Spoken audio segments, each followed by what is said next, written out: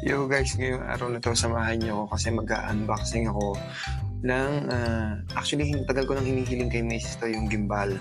Kasi nga 'di ba nagba-vlog ako. So, siyempre kamay lang yung ginagamit ko. So, sabi ko kay misis kailangan ko medyo professional, medyo gusto ko yung gimbal. So, ginawa niya, umorder siya at actually hindi ko pa nakikita yung item. Sabi niya i-receive ko na lang ngayong araw na 'to.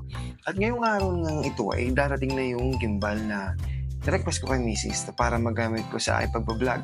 So ngayong araw na ito ay i-unbox natin siya para makita ninyo kung anong klaseng gimbal yung binili niya at paano natin siya gagamitin. Okay? So samahan niyo ako guys. Thank you!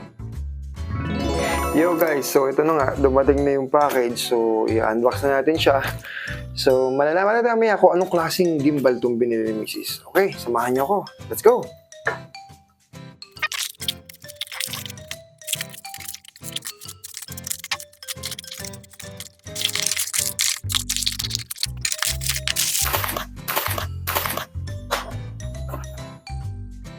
Ooh. So, ito pala yun. Tignan niyo siya guys, ang ganda niya. Ito pala yung gimbal na binili ni misis online. So, gimbal siya. Ano ba ito nakalagay dito? Nakalagilid kasi. Ayun o guys, pakita ko na lang sa inyo. Di ba ang ganda? So, tignan natin siya. Ito pala yung gimbal stabilizer. So, pwede magagamit natin ito sa pag-vlog. So, para hindi tayo mahirapan nakahawak ng cellphone. So, open na natin guys.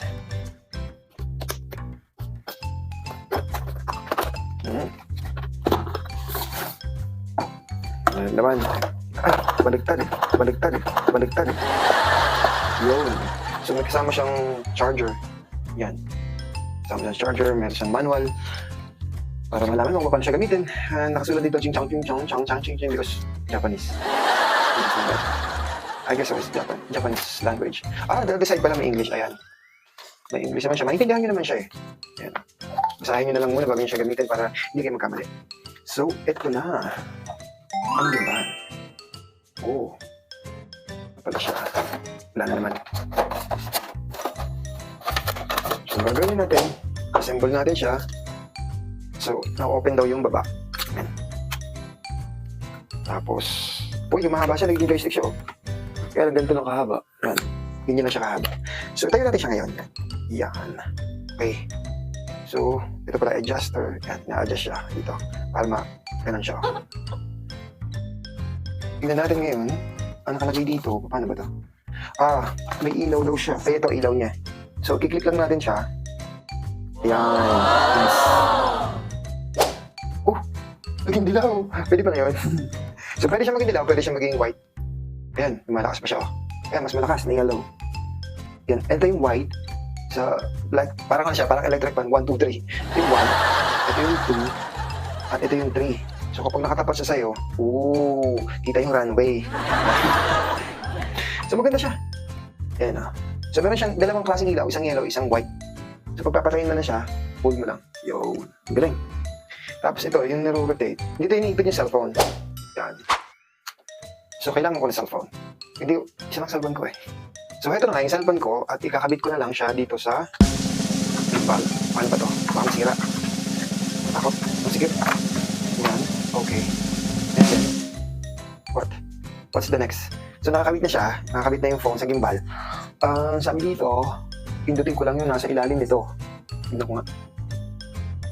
Hold, press. Uy! Okay. And then, yan. So, ito na magiging itsura niya guys. Kaya lang, syempre, paano ba ito gamitin? Hindi ko din alam. Kasi first time ko lang yung gamit ito.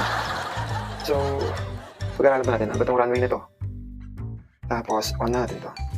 Ano ba? So, may tatlong button dito sa baba. Yung on. Tapos, clockwise. Then, counterclockwise. Dito siya yung makikita. Yan. So, kapag pinindot natin to, try lang natin yung mga picture na. Okay. Wow! Galing, di ba? Umiikot siya 360. Ayan. Tapos, sa kabila naman. Wow, ang galing. Tapos, kunyari, buksan natin yung ilaw.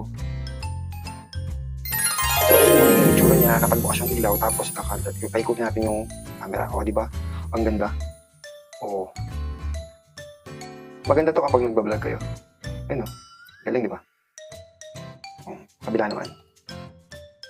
Alright. Kung nangyayari yan, kung nakatutok sa inyo yan, hello guys, welcome to my vlog. O, di ba? Ganda, di ba? So, ito yung itsura niya. Napapahaba din siya. Ayun o. So, kapag mag-selfie kayo, ganyan. Yan, o. Kaya lang, syempre, dapat mahaba. So kapag nasa concert kayo, pwede kayo mas lamang kayo sa height. So ito yung gimbal. This is yung gimbal stabilizer 360 degree rotating na gimbal yan. So ito na po guys, yung binigay sa akin o binili sa akin ni Mrs. Sana nagustuhan niyo siya at nasayang ko na naman ang 15 minutes niyo. Salamat po sa inyong lahat. Thank you guys, thank you.